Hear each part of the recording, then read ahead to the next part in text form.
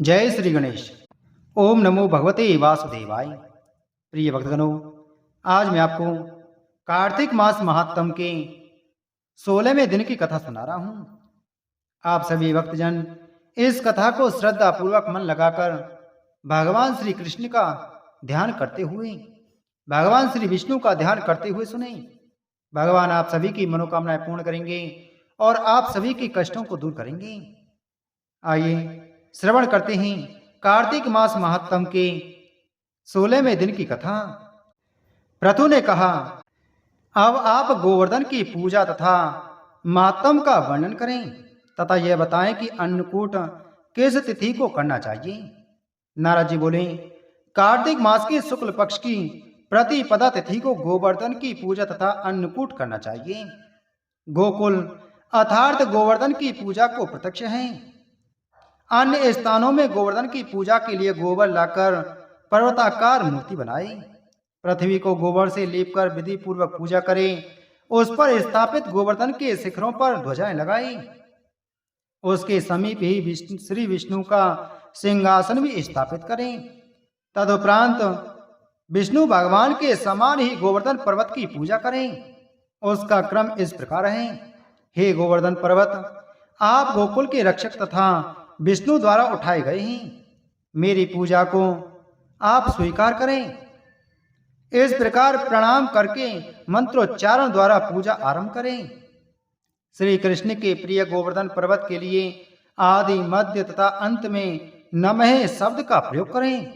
फिर 16 उपचारों द्वारा इस प्रकार पूजा करें।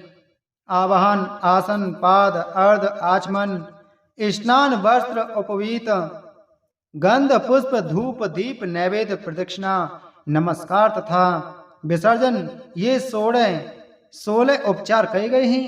मीठा दूध, मालपुआ, विविध प्रकार के पकवान, अनेक प्रकार के वृक्षों के फल तथा नैवेद्य समर्पित करें। गोवर्धन की पूजा के प्रारंभ में स्वस्ति वाचन करना चाहिए। फिर सर्वप्रथम गणेश जी का पूजन कर शांति कर्म करें। तत्पश्चात पूर्वोक्त विधान से गोवर्धन की पूजा करें। फिर अन्नकूट करने के बाद बारंबार प्रणाम करें तथा ब्राह्मण एवं विष्णु भक्तों को भोजन कराएं। ब्राह्मणों को भोजन कराने के बाद स्वयं भी बंधु बांधवों सहित भोजन करें। फिर गायों को सजाकर क्रीड़ा करें तथा उन्हें घुमाएं। जो लक्ष्मी लोकपालों के बीच गाय के रूप में रहती है तथा यज्ञ के लिए घृत प्रदान करती हैं, वे मेरे पापों को नष्ट करें। गाय मेरे आगे पीछे रहें, वे मेरे हृदय में निवास करें और मैं उनके मध्य निवास करूं।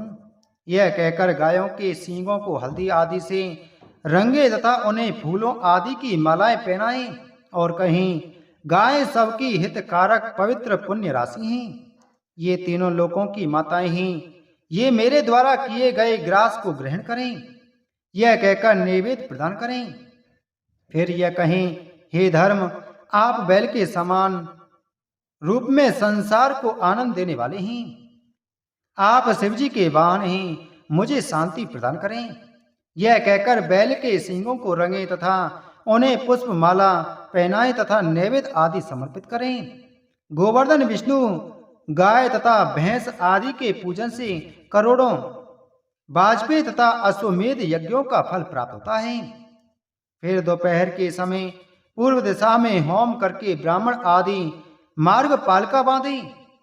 वह कुश और काश द्वारा निर्मित हो तथा दिव्य श्रेष्ठ वृक्ष के मोटे तने में बांधी जानी चाहिए। फिर व्रती लोग मंत्र पढ़ते हुए उसे नमस्कार करें और कहें, हे मार्ग पालिका, तुम्हें नमस्कार है।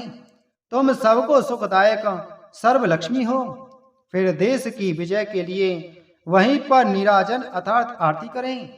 मार्गपालिका के नीचे गाय, मनुष्य, राजा, राजपुत्र, ब्राह्मण तथा शूद्र जाति के लोग मार्गपालिका को लांघें। तदुपरांत कुश और कांस द्वारा एक मोटा रस्सा तैयार करें।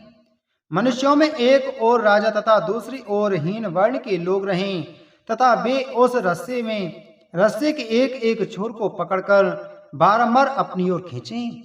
हीन जाति वाले अथवा राजपुत्र इन दोनों में जिसकी जीत हो वे 1 वर्ष तक उस विजय चिन्ह रस्सा की यत्न पूर्वक रक्षा करें।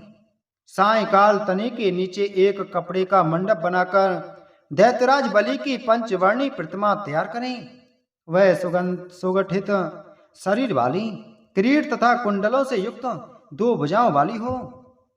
गृहस्थ लोग बड़े आंगन में अपने माता पिता पत्नी तथा भाई बहनों सहित उसकी पूजा करें।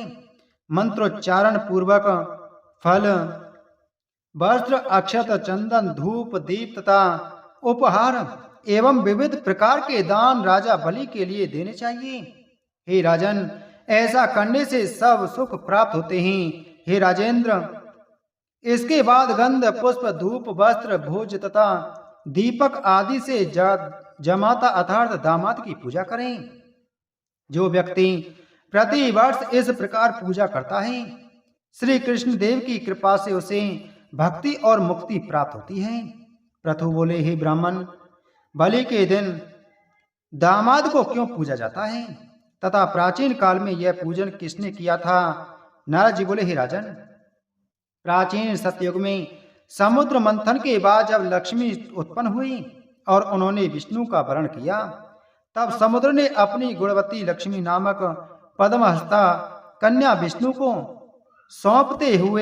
सौंपते समय पुत्री स्नेह के कारण अत्यंत प्रसन्नता एवं भक्ति पूर्वक विष्णु की पूजा की थी तथा भगवान विष्णु ने प्रसन्न होकर समुद्र से कहा, तुम्हारी जो इच्छा हो वह वरदान मुझसे मांग लो। यह सुनकर समुद्र ने कहा, हे जनार्दन, यदि आप मुझ पर प्रसन्न हैं तो महालक्ष्मी सहित प्रतिदिन मेरे घर में निवास करें। यह सुनकर श्री लक्ष्मी ने समुद्र से कहा, मैं तुम्हारे घर जल के भीतर नित्य प्रति शयन करूंगा। तुम प्रतिवर्ष कार्तिक मास के शुक्ल पक्ष की प्रतिपदा को मेरी पूजा किया करना। इस प्रकार जमाता का पूजन करने से समुद्र सब पापों से मुक्त हो गया। जिस प्रकार कार्तिक मास में जमाता की पूजा करके समुद्र में सब पापों से मुक्त प्राप्त की, उसी प्रकार इस मास में जमाता की पूजा करके अश्वमेध आदि यज्ञों का फल प्राप्त करना चाहिए। करोड़ों गायों, नगर, ग्राम एवं पृथ्वी को दान करने से जो पुण्य प्राप्त होता है वह केवल जमाता के पूजन से ही प्राप्त हो जाता है। मैं ब्रह्मा, रुद्र तथा अन्य सभी देवता कार्तिक मास की प्रतिपदा को जमाता के शरीर में निवास करते हैं। उस दिन उसकी पूजा समस्त फलों को देने वाली सिद्ध होती है। इति श्री पद्म पुराणे कार्तिक मास महात्म में गोवर्धन पूजा, अन्नकूट, गाय बैल बलि मार्ग पालिका तथा जमाता पूजन महात्म नामक 16वां अध्याय संपूर्ण हुआ। बोलो कार्तिक मास महात्म की जय। बोलो विष्णु भगवान की जय।